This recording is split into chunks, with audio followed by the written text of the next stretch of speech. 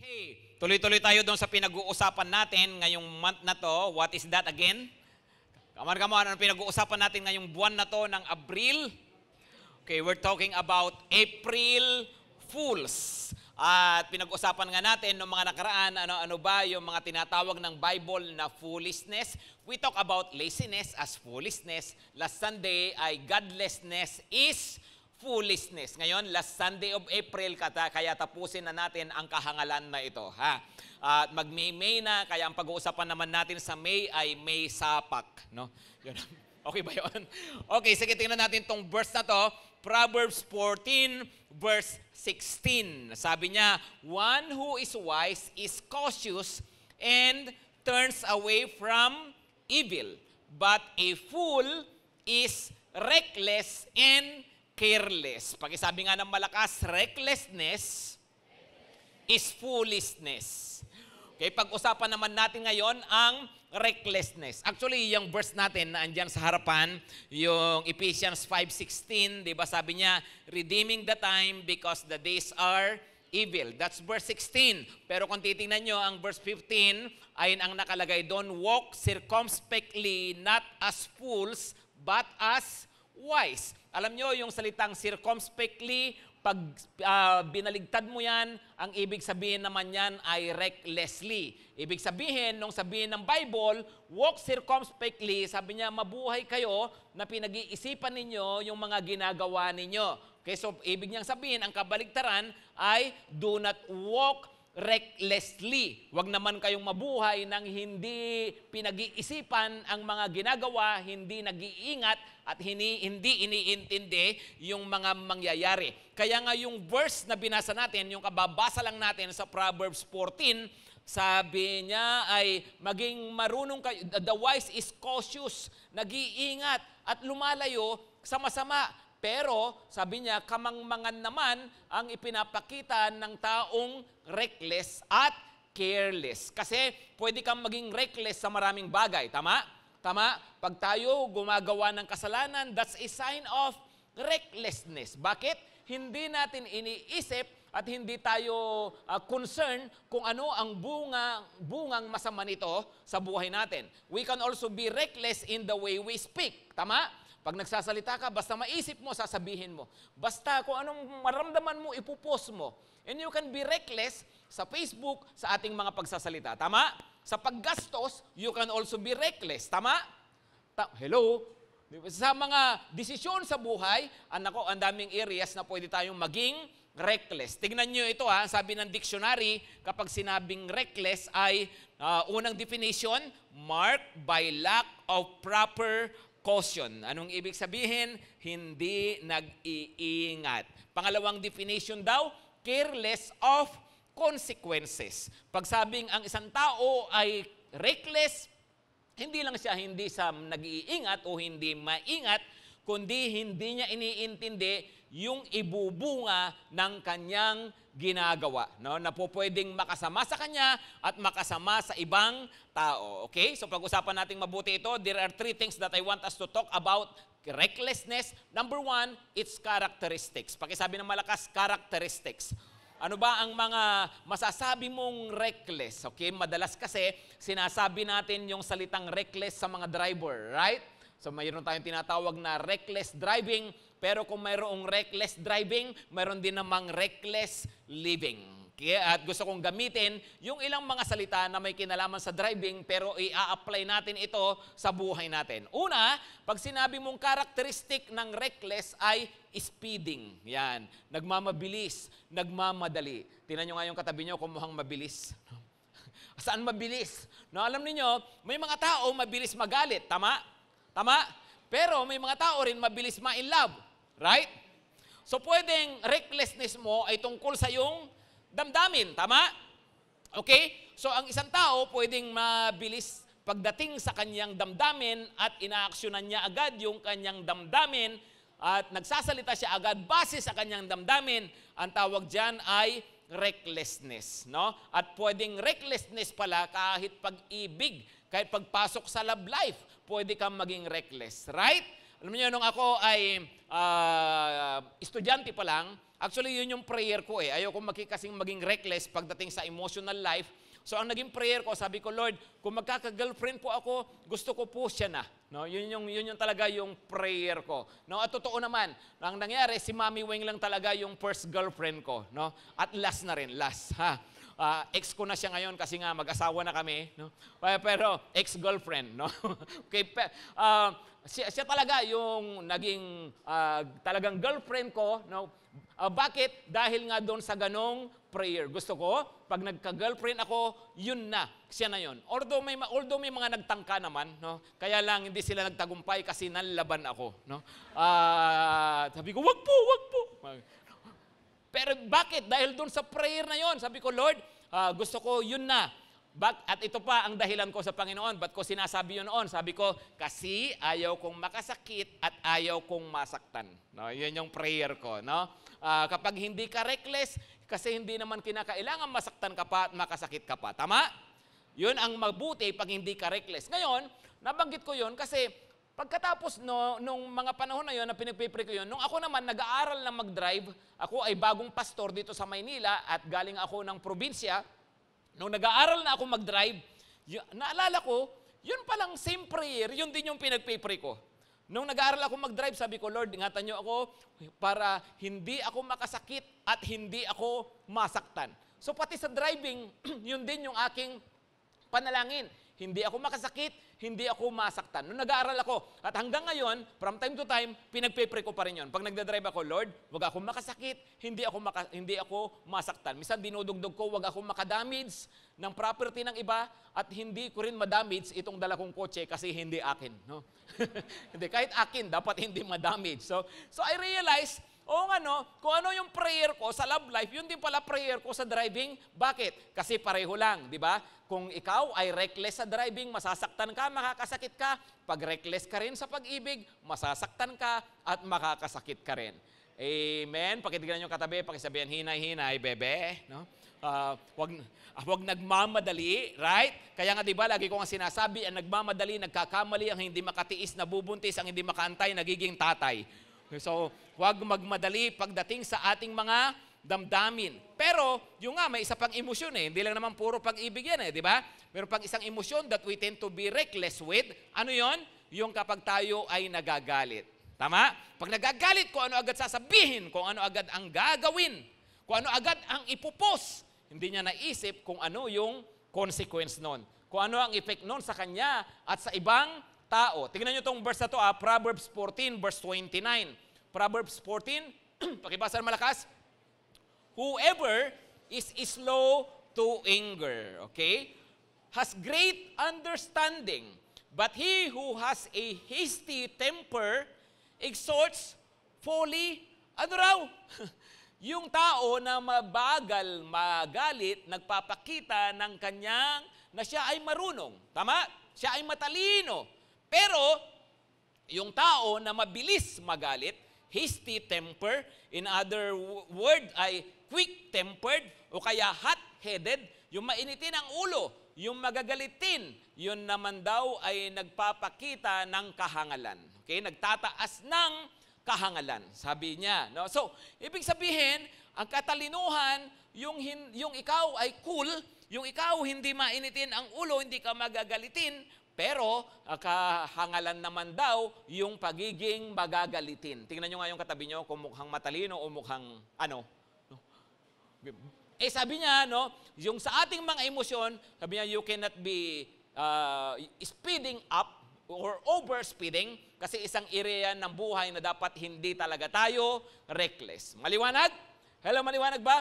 Okay, pero aside from that, sa pagsasalita din daw, hindi pwedeng mabilis kang magsalita. Di ba? That is recklessness. Tingnan nyo ang James 1, verse 19. James 1, verse 19, sabi niya, know this. Pakibasa ng malakas, my beloved brothers, let every person be quick to hear, slow to speak, slow to anger. Wow, ang galing ng Bible, no? Very practical siya, tama? Tama kasi alam ng Lord, kahinaan natin yan. Di ba? Sabi niya, be slow, be quick to hear, slow to speak, slow to anger. Bakit kilala ng Lord, karamihan ng tao, ang problema dyan, hindi sinusunod dyan, baligtad. Ano ang tao? Sige nga, ano ang tao? Slow to hear. Di ba? Mabagal makinig. Actually, hindi nga nakikinig eh. Di ba? Habang may nagsasalita, nag-iisip na siya agad ng isasagot niya.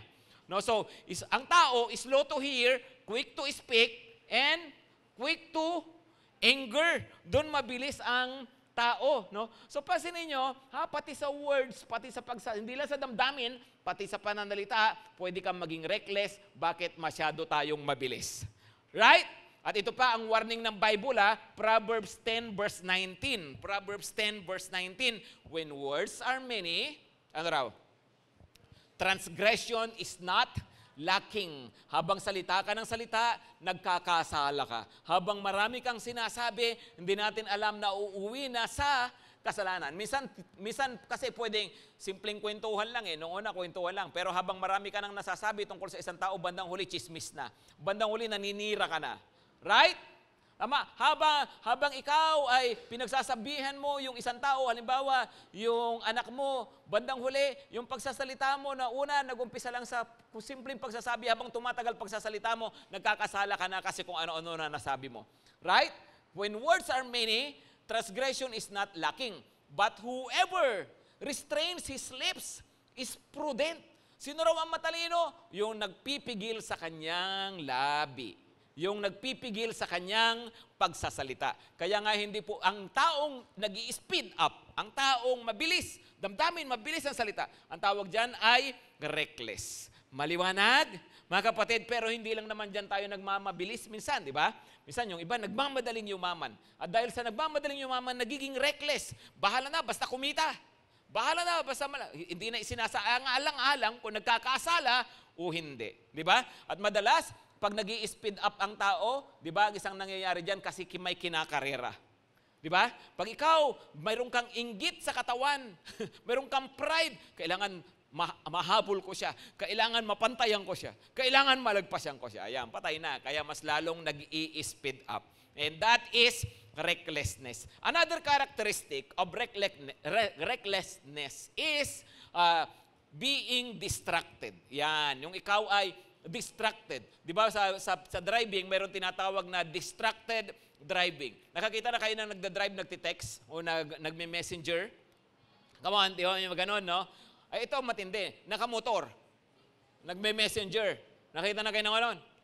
Ayun, nakamotor, nagti-tiktok. Sumasayaw pa talaga. Ang tawag doon, distracted driving. At hindi po pwede yung gano'n. Di ba? Bawal nga sa batas yun eh. Right? Okay, so, ngayon, pagdating sa buhay, that's about driving, pero pagdating sa buhay, you can also be a distracted student. Hello? Diba? Reckless pala yun. Bakit? Hindi mo iniisip kung ano ang kahihinatnan nito. Estudyante ka, gusto mo makatapos ang pag-aaral, pero pakyut ng pakyut yung katabi mo, at bandang uli, nagpakyut ka na rin, no? That is distracted studies. Right? Hello? Diba? Ikaw ay meron ng asawa, tapos, nagparamdam ulit si ex. Tapos, kinonfirm mo pa yung kanyang friend request. Oh, that is distraction, right? Di mo alam, that is recklessness. No, na, dapat maayos na ako, maayos na yung trabaho ko, bigla na lang dumating ang distraction. Tapos nakakasira pala sa trabaho mo. May ministry ka na, sumusunod ka na sa Panginoon, tapos mayroong kang nakausap na nag-influence sa'yo negatively, ayon tumigil. Ang tawag doon, naging reckless ka. Bakit? Mas pinakinggan mo yung hindi makabubuti sa'yo. Because you were distracted. Okay? Another is under influence. Another characteristic. Sa driving uli, mayroong driving under influence. Ano ang ibig sabihin yon? Nagda-drive na nakainom ng alak. O kaya nagda-drive na naka-drugs. Tingnan nyo ngayon katabi nyo kung mukhang high. Tanungin mo siya, are you drugs? May magano, di ba? Yung, sa driving, totoong nangyayari yon. Pero sa buhay, you can be living recklessly because you are under influence. Nangyayari ba yon? Meron daw isang pamilya na nagkaroon ng matinding aksidente, nasa isang sasakyan sila, na-aksidente yung kanilang sasakyan, patay lahat. Patay yung mag-asawa, patay yung mga anak. No? So, nag-investigate yung mga pulis para malaman nila kung ano ang dahilan ng aksidente. Kaso wala na ngang buhay doon sa magkakapamilya, pero yung kanilang pet, yung kanilang alagang unggoy, buhay. No? So, habang tinitingnan nila yung unggoy, mukhang may pinapahiwatig yung unggoy. Mukhang makakausap yung unggoy. Kasi, nagsasign language, hindi man siya makapagsalita. So, tinanong nila yung unggoy, sumasagot nga. Tinanong nila, sabi ay, anong ginagawa ng mga anak na nasa likod ng kotse? Sabi ng unggoy, gumaganon. Nag-aaway daw, no? O anong ginagawa ni Mrs.? Sabi ng unggoy,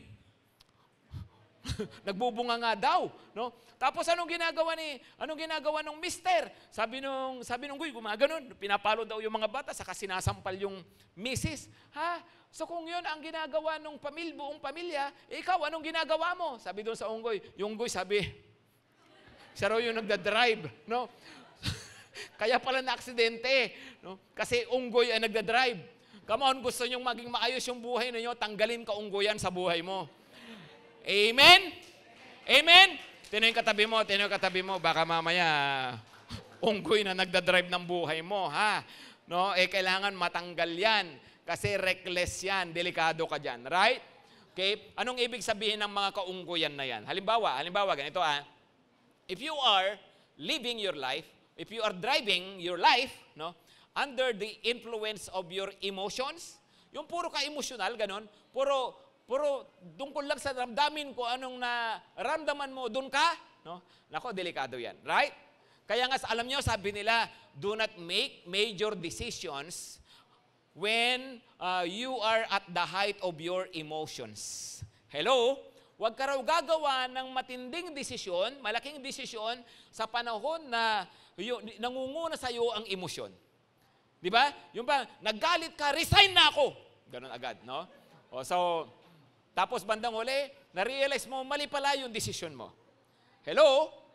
Di ba? So may mga desisyon na ginagawa natin dahil sa ating emosyon, bandang huli, ay nagkamali pala tayo. Nagkatitigan kayo, nagkatinginan kayo, tapos feeling mo siya na talaga, pakasal na tayo. Kinasal kayo agad, no? Tapos bandang huli, imut-imut lang pala yun. Hello? Di ba mayroong mga yung mga sa panahon ng trahedya, panahon ng aksidente, panahon ng sakuna, nagkakainlaban? Tama? Hindi, may mga ganun talaga. Di ba? At bandang huli, pag wala ng sakuna, away na sila. Bakit? Kasi sa panahon na may pangit na mga nangyayari, minsan ang taas ng emosyon. Di ba? Pero kaya nga, ingat, do not be driven by your emotions because you can be living your life under the influence of mere emotions. Maliwanag, mga kapatid. Pero alam niyo, isa pang influence dyan ay maybe mayroong spiritual influence. Pakinggan nyo mabuti to, ha? Bakit itong taong ito reckless? Walang pakialam, basta ginagawa niya kung ano gusto niyang gawin. Kahit masama ginagawa niya. Well, ingat, kasi baka mamaya you are under demonic influence. Kung sabi nga, mayroong dinidemonyo. Di ba? Bakit ganyan siya? Bakit ganyan ginagawa niya? O tayo mismo sa sarili natin, bakit ganito? Gusto ko tigilan, pero ganito pa rin ako. Well, baka kasi you are living under the influence of evil spirits. Alam nyo, mayroong tinatawag halimbawa na spirit of lust, espiritu ng kahalayan. Di ba ganyan, no? Mga espiritu na kumikilos sa buhay natin, ng isang tao para mabuhay siya sa kahalayan. Spirit of laziness, pinag-usapan din natin yon, right? Spirit of anger, bakit lagi kang magagalitin? Kasi meron palang spirit of pride. Bakit ako ganito? Kapag mayroong ganon, what do we do? Pag-pray mo yan, at sabihin mo kay Lord, alisin mo ito, at i-renounce mo, sabihin mo, in Jesus' name, laya sa buhay ko, ayaw ko nito. Palayasin mo yan sa buhay mo kasi you have the authority in Jesus' name. Amen? Amen? You cannot be living your life under the influence of demons kasi nga, mayroong consequence yan sa buhay. That is recklessness. Okay, another is swerving. Another characteristic, swerving. Anong ibig sabihin ng swerving? Sige nga. Di ba pag sinabing, halimbawa sa driving uli, nagda-drive ka, dapat diretso ka lang. Di ba? O siyempre, pag may babanggain, umiwas ka. No? Pero pag dapat diretso, di ba?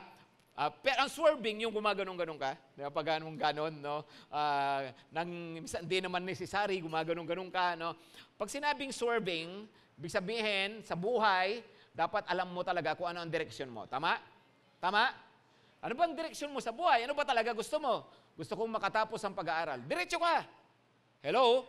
Hindi yung kapag tinamad ka, ayan, drop, no? Kapag nainis ka, ito ka na naman, iba na naman gagawin mo. Diba? Ano ba direksyon mo? Gusto kong umasenso, gusto kong magtrabaho, gusto kong magnegosyo. Then, avoid swerving. Kasi pag nagsuswerve ka, iba-iba ka ng pinupuntahan, alam mo, walang mangyayari sa buhay, right? Ganon din sa spiritual na buhay, sa pagsunod sa Panginoon, especially sa iyong spiritual life, avoid swerving. Dapat diretso ka lang kay Lord. Diretso sa paglilingkod sa Panginoon. May time mapapagod ka, may time madidiscourage ka, may time maiinis ka rin. Pero diretso ka lang. Huwag kang magsuswerve, huwag kang mawawala. Amen? Pakitignan yung katabi mo, pakisabihan, diyan ka lang, bebe. No? Avoid swerving, right? Last characteristic. Last na pakakikitaan mo ng recklessness ay yung disregarding rules. Yan, disregarding rules. Sa traffic uli, o sa driving uli, mayroong mga rules, tama? No U-turn, di ba? Right? Mayroong stop, look, listen. Pagdating sa riles ng train, no? Pag sinabing disregarding rules, ito yung mayroon dapat sinusunod na patakaran, kaya lang hindi sinusunod. At ganon ang buhay. Dapat may patakaran tayo sa buhay. Tama? Tama ba? Hindi yung kung ano lang trip mo.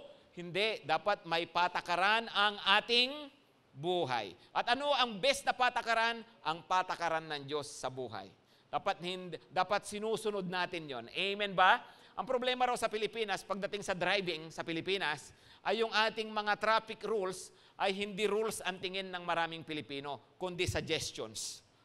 Parang traffic suggestions, gano'n, driving suggestions. So hindi gaanong sinusunod. Samantalang pagdating sa ibang bansa, yung mga Pilipino ang babait, sumusunod sa rules.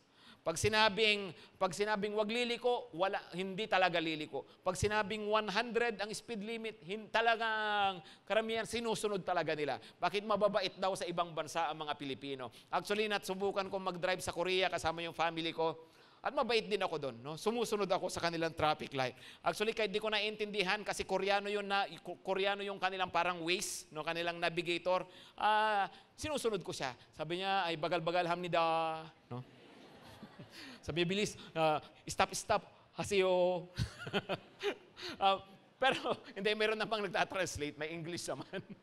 Pero bakit nga ang bait mo pagdating sa iba, no? Pero alam niyo mga kapatid, kung ganon din lang ang feeling na kapag foreigner ka pala, ay mabait ka, kailangan maintindihan mo, dito sa lupa, foreigner ka.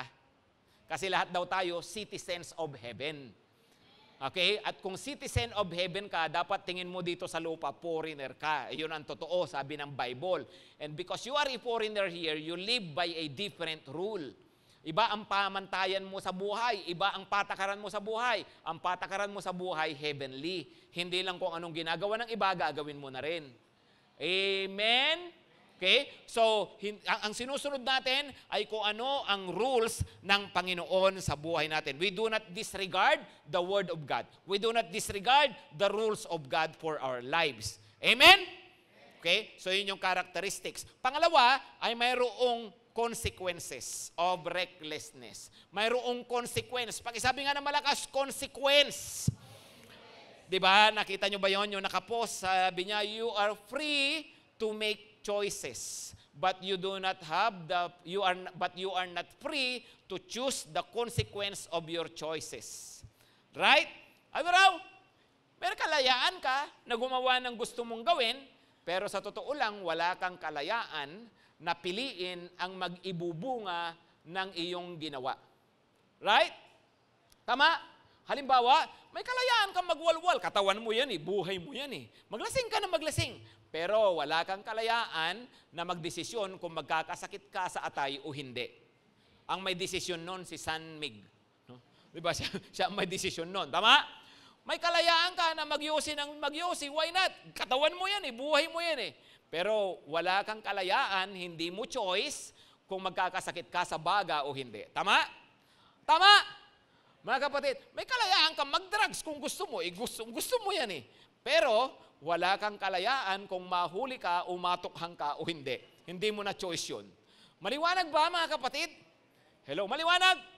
Kasi you have the freedom to choose what you want, but you do not have the freedom to choose the consequences.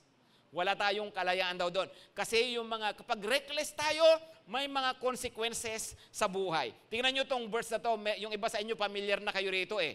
Yung sa Luke 15 verse 13 to 15, Luke 15 verse 13 to 15, sabi niya, not many days later, the younger son. Ano ba to? Ito yung tungkol sa prodigal son, yung si bunso na nanghingi na agad ng mana niya sa kanyang tatay. Tapos nang makuha niya yung kanyang mana, ano ang kanyang ginawa? Umalis siya, pumunta siya sa ibang bansa. At anong ginawa niya? There he squandered his property in what? Reckless living.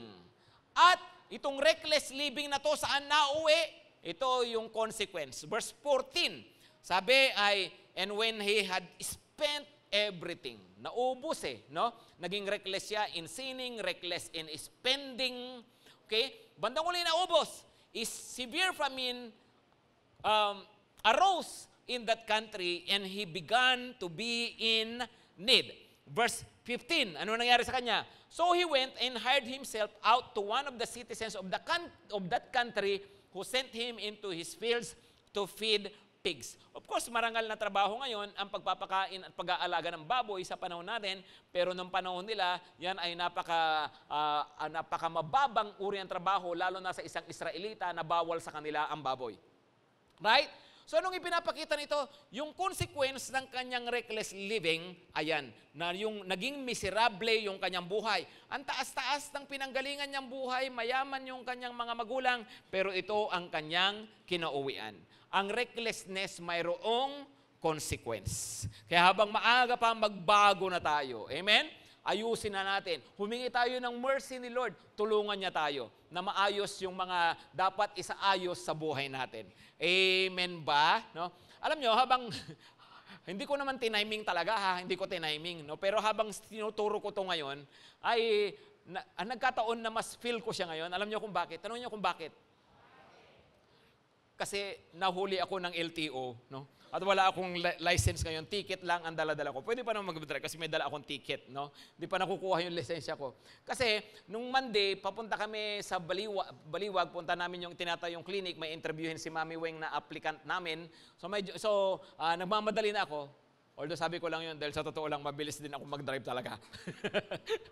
so nagmamadali, diyan sa may Harbor Link, di ba yung daan dyan, papuntang highway, yung mataas, no? Masarap kasi mag-drive dyan dahil pataas, pababa, tapos paliko, gagawa ganun-ganun siya, no? Para ka rin umaakit ng bagay. Yung mga trip ko, nagdi-drifting ako dyan pagdating doon sa may dulo, nung pagdating sa lagpas ng toll gate, mayroong mga police ng NLEX pumapara, dami naming pinara nila, no? At isa nga ako sa pinara, no? At ang kaso ko, reckless driving. Bakit tinawag na reckless driving? Kasi overspeeding, no? At yung overspeeding ko, kasi dapat 100 kilometers per hour, yung tumakbo ako ng 106. Na-realize, pambira, 106 lang, 6 lang, di ba pinalagpas? Di ba, kung tutusin, yung iba nga 110, 120, pinapalagpas nila. Bakit yung 6 ko, hindi man lang pinalagpas?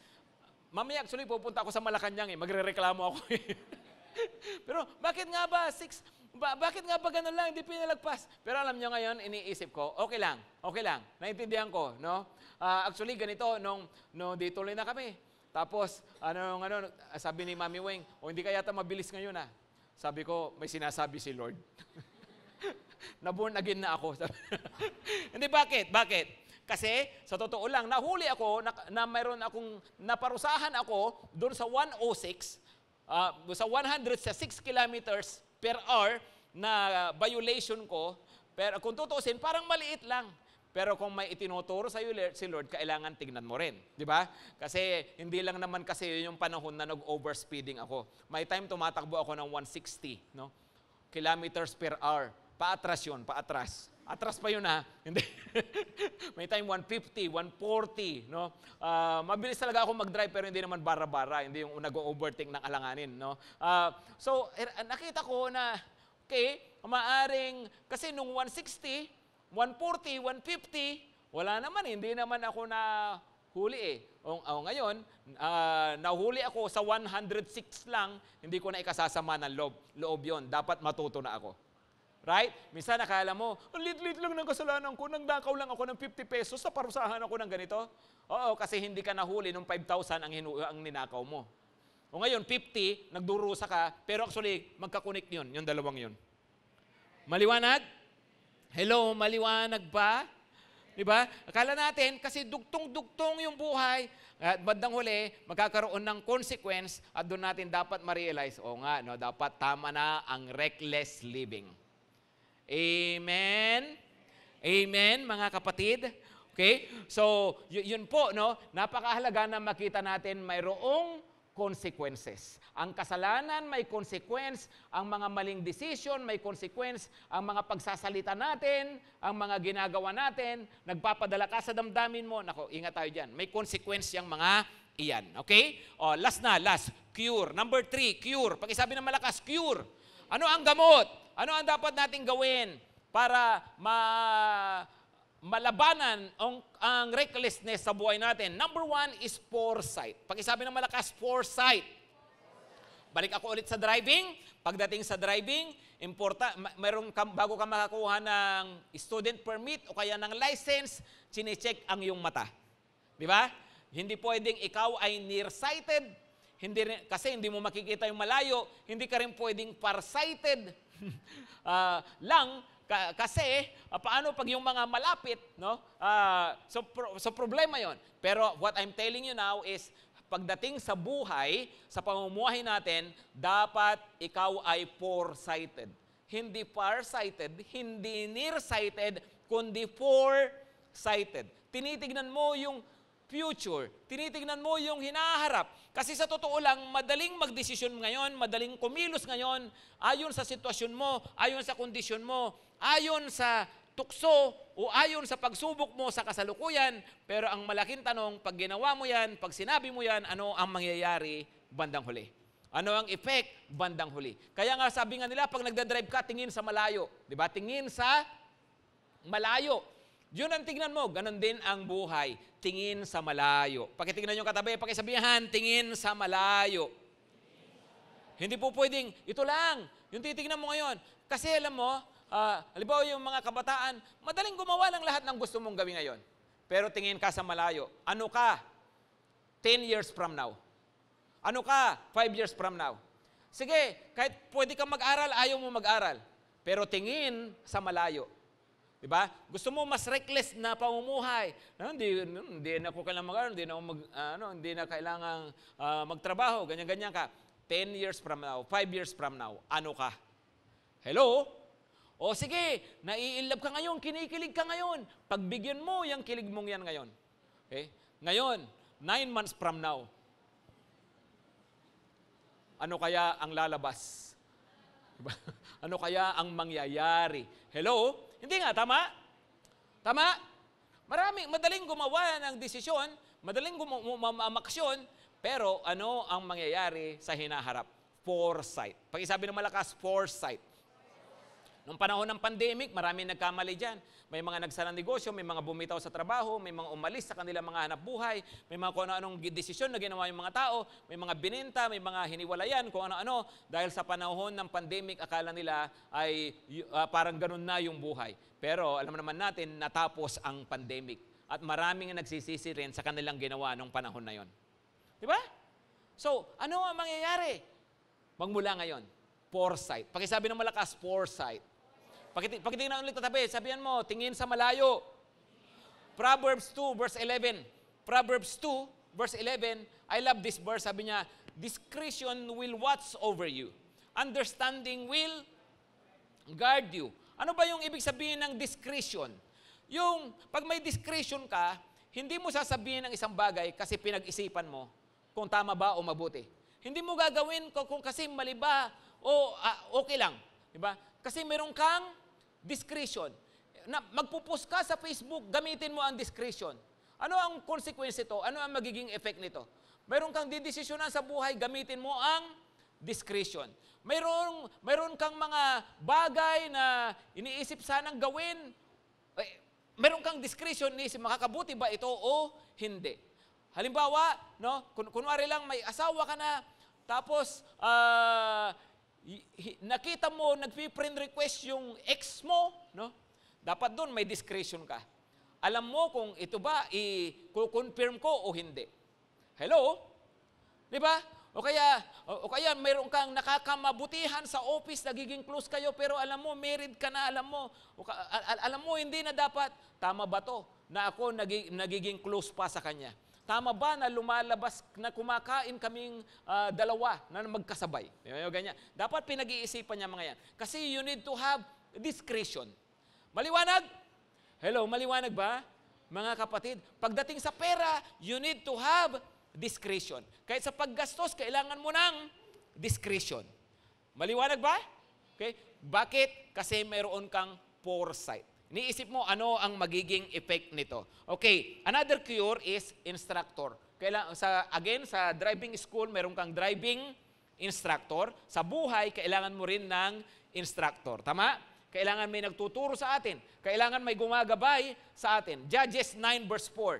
Judges 9 verse 4, sabi dito, and they gave him 70 pieces of silver out of the house of Baal-Berith with which Abimelech, si Abimelech naging masamang hari. Anong ginawa niya? He hired worthless and reckless fellows who followed him. Itong si Abimelech, anong kanyang ginawa? Pumili ng mga taong reckless at yon ang sumunod sa kanya at yun din ang mga maging tauhan niya sa paggawa ng kalokohan. Okay? Ngayon, itong mga reckless na to, sumama pa sa isang hari na reckless, o bandang huli, ay talaga nagkagulo-gulo na sila. Bandang huli, namatay sila lahat. Okay? Namatay si Abimelech, namatay itong kanyang mga tauhan.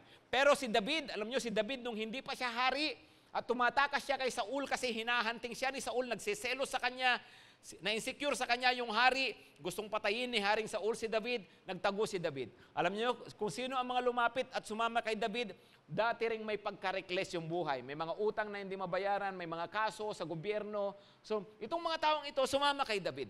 Pero itong 400 na taong ito, na dating may mga problema sa kanilang lipunan, na sumama kay David, alam nyo, nung naging hari si David, sila yung mga naging commander, general, kapitan ng army, naging matitinding mga sundalo ni David. You see, pwedeng ikaw dating reckless, pero kapag tama ang sinusundan mo, pag sumusunod ka sa Diyos, nakikinig ka sa tamang tao, hindi mo yan ikakapahamak, gamitin mo ang recklessness mo sa pagsunod sa Panginoon.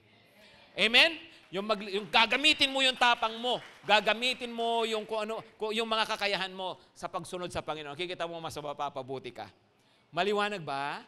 Okay? You need instructors. You need a leader. You need someone to listen to. Your life is made or broken by the person you listen to. Kung ano yung kung sino yung pinapakinggan mo, kung sino yung sinasamahan mo, yun ang magsasabi kung mapapabuti ka o hindi. Right? Kaya sino ang mga lagi mong kasama? Sino ang pinapakinggan mo? Sabi nga, magsasama ka sa 10 lasenggo, promise 11 na sila. Dahil magpang-11 ka na. Tama? Magsasama ka rin sa 10 may mga pangarap sa buhay. O, promise. Bandang huli, magiging 11 din sila. Pang-11 ka na. Amen? So, depende sa sinasamahan mo. May instructor na ba tayo? No? Maliban po sa tayo nakikinig ng Word of God dito sa church. Alam nyo, best na instructor natin, best na kasama natin, yung mga cell leaders natin. Amen? Amen? May nagdi-disciple na ba sa inyo?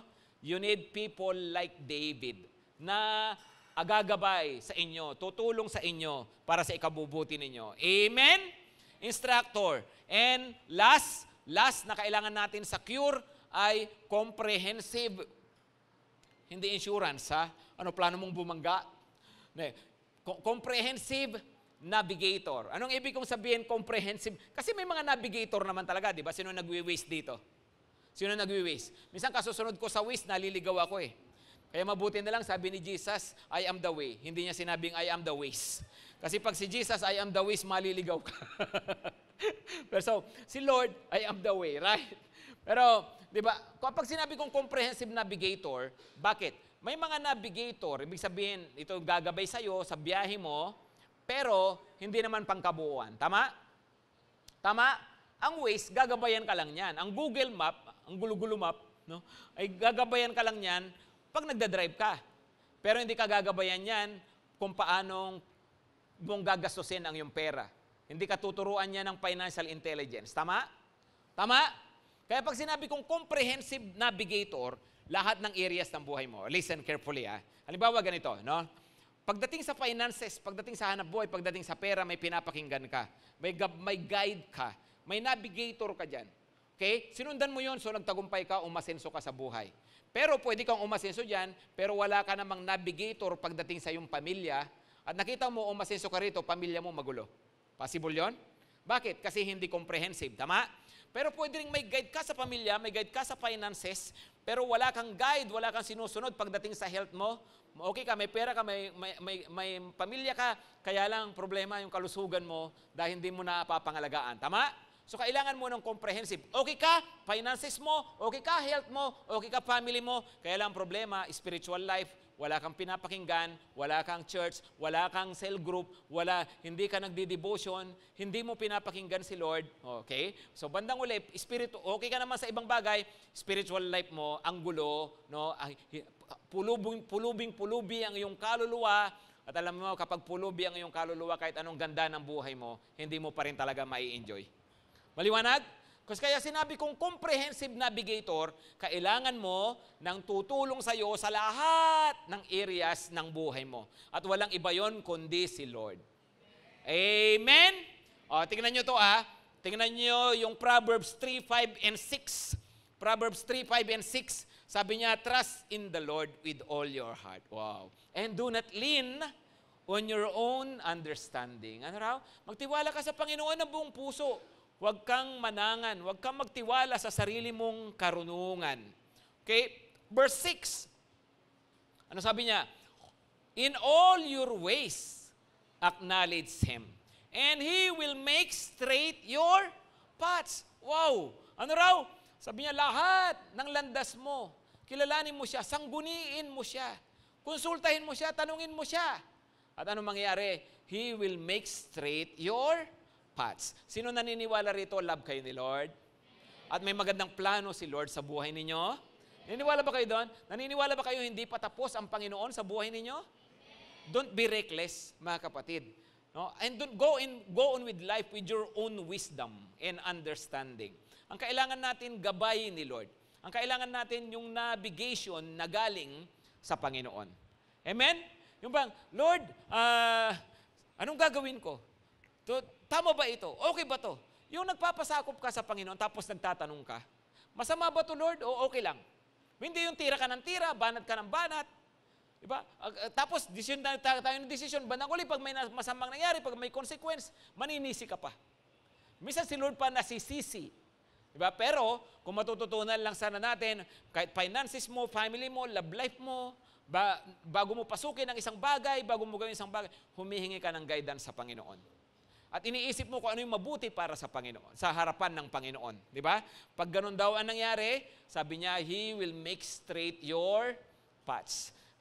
Itutuwid ng Panginoon ang iyong landas. Tutulungan ka niya at gagabayan ka niya at mararating mo yung gusto niyang marating mo. Amen? Amen? Tumayo na tayo lahat, mga kapatid. So, ito nga, no? Pwedeng mabuhay tayo recklessly, pero mabuhay tayo, pwede rin tayong mabuhay not as fools, but as wise. Walk circumspectly. Ibig sabihin, sa biyahe natin, sa landas natin sa buhay na to, pinipili natin na mabuhay ng may karunungan ayon sa gabay ng Panginoon.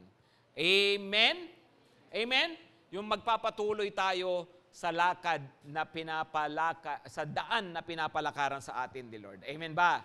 Okay? Balikan ko lang yung prodigal son, ha? Yung prodigal son, kinuha niya agad yung kanyang mana, nilustay niya, inubos niya, reckless living. Pagkatapos doon, nagdusa siya, di ba? Naghirap siya ng todo, nagkaroon ng consequences. Pero alam niyo, maganda doon sa prodigal son, nung na-realize na niya kung ano ang nangyari, hindi niya sinabing, dito na, panindigan ko na, nakakahiya na eh. No? Baka hindi na ako tanggapin. Hindi. Sabi niya, ay babalik ako sa tatay ko. Tapos, umalis siya. No? Bumalik siya sa tatay niya. Alam niyo, pagkakita pa lang ng kanyang tatay, sinalubong siya, niyakap, at ibinalik siya sa dati niyang kalagayan. No? May mga desisyon tayo, may mga nagawa tayo, may mga nasabi tayo na mali. Pero kung kikilanlin lang natin sa Panginoon, sasabihin natin, Lord, sorry. Lord, patawarin mo ako. At Lord, tulungan mo ako. Sa mga susunod pa na mga araw, panahon ng buhay ko, please gabayan mo ako, Panginoon. Susunod ako sa iyo. Kung yun ang gagawin natin, alam nyo, mas mararanasan pa natin ang kabutihan ng Diyos sa buhay natin. Amen? Lord, mali itong desisyon ko, Lord, nagkasala ako. Lord, may nagawa ako masama. Sige, nakaraan na yun eh. Importante, bumalik ka ngayon sa Panginoon, sabihin mo, Lord, patawarin mo ako, bumabalik ako sa iyo. Sa mga susunod na araw, gabayan mo ako. Gusto kong ikaw ang masunod sa buhay ko. Can we do that? Come on, can we do that? If that is your prayer now, kung yun ang sinasabi mo sa Panginoon, itaas mo nga lang ang iyong dalawang kamay, pumikit ka, at sabihin mo yun sa Panginoon, Lord, patawad. Panginoon, I've been reckless. Pero ngayon, ayaw ko na, Panginoon. Ayaw ko na. Gusto ko mabuhay ayon sa gabay mo, ayon sa guidance mo. Gusto ko mabuhay sa kalooban mo, Panginoon. Your will be done in my life as it is in heaven. Thank you, Lord. Panginoon, narito nga po kami. Patawarin mo kami sa mga panahon na nabuhay kami sa sarili naming kagustuhan, karunungan. Patawarin mo kami, Panginoon, sa aming mga hindi pagsunod sa iyo, sa aming mga recklessness, sa hindi namin pag-iisip kung ano talaga yung mabuti at kalugod-lugod po sa iyo. Pero ngayon, Panginoon, ito nga po kami, baguhin mo kami.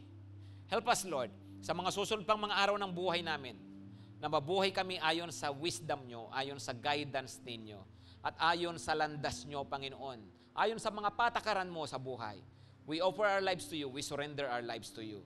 Help us, Lord, to live our lives as wise people, not as fools. Alisin nyo ang mga kahangalan sa buhay namin, Panginoon. Sa buong church, we pray the same, Lord.